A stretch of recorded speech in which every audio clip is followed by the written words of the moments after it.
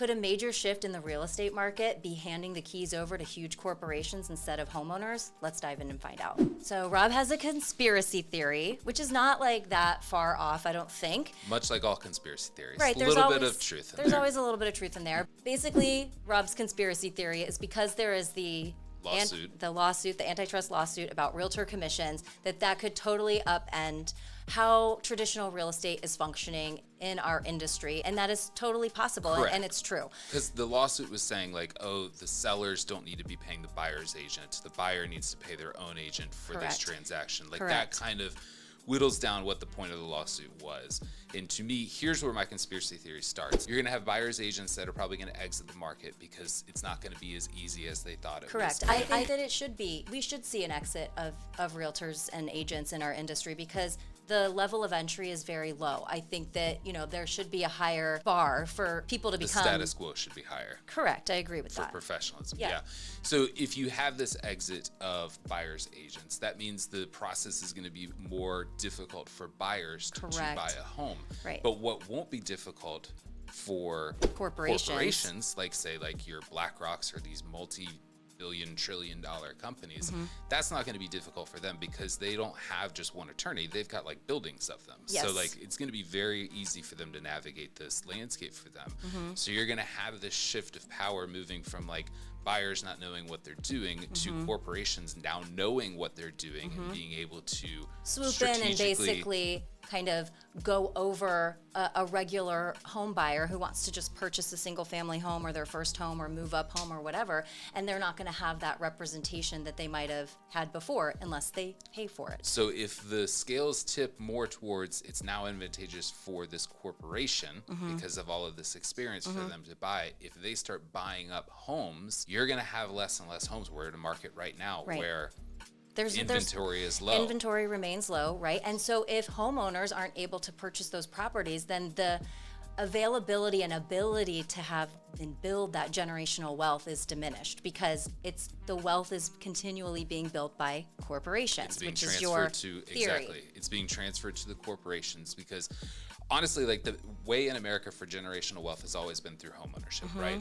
You're able to pass that asset down to families, and there's evidence where a home has been in a family for generations upon generations, and that's how you can transfer that wealth along. Correct. And there's also illustrations showing where certain communities are at a disadvantage because they didn't have loan programs up until a certain part in our history because people weren't viewed as people at that point. So banks weren't lending to people like that.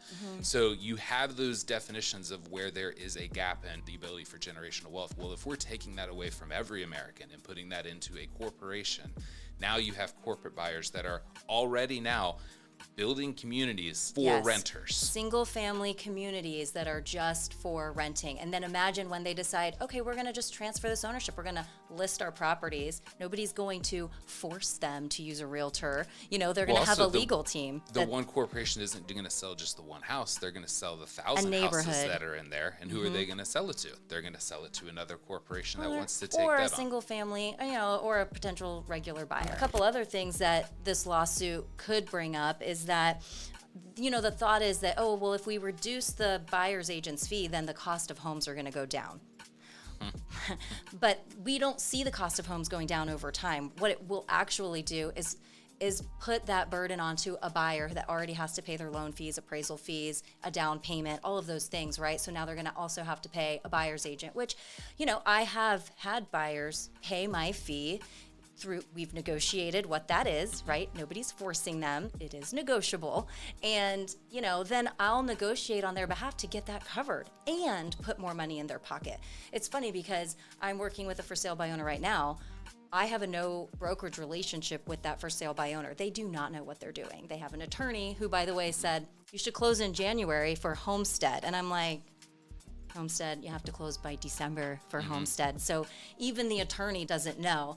And he did absolutely no negotiating. I had zero issue with getting everything that I presented on the contract agreed to for my buyer. And the buyer is so happy. Not only is my fee being covered, by the seller through my negotiation on the contract, but they're also getting extra money in their pocket because I was able to negotiate that. So buyer's agents that are good and know their worth are going to continue to be able to work in this market and work with buyers and get that covered, because the bottom line is that nobody is working for free. And quite honestly, the attorneys that brought this lawsuit, I don't know, what are attorney fees typically in these big Usually like lawsuits? 30-40%. 30-40%. So if so far $1.8 billion in damages has been awarded, that's about 700 million. 700 million. And let's say that they didn't have a 40% fee and it was 20%. That's over 350 million, right? So to me, when we see that the realtor fees are negotiable and in the single digits, okay, I'm not even gonna say numbers, but if they're in the single digits, who do you think is trying to put more money into the seller's pocket? Is it the attorneys or is it the agents? Because I can tell you for sure it's the agents. Because all of these people that are part of this lawsuit, what is the amount that they're gonna get in their pocket? A few $1,000s? And then these attorneys are getting hundreds of millions of dollars to upend an entire industry. I think that maybe we should look at the attorneys and be like, I think your fees are a little too high. You seem to have a little bit of price fixing. Right? Is this an antitrust situation? That also brings up the great point of like these or plaintiffs or whatever. Plaintiffs. They didn't go and get a public defender for No. them, or What did like they hire do? like the Did they guy represent down the themselves? street. No, they went and they found the best, Did which find- they should have. Okay, exactly. They did the smart thing. They found the best that could win. Do you think and they entered won. into a contract with the attorney and detailed what the fee structure would be, or do you think that that's a surprise at the end? I'm pretty sure the attorney wrote it up for them. Exactly. In their favor, I'm certain, right? Versus the listing agreements that we have are approved by the Florida Bar.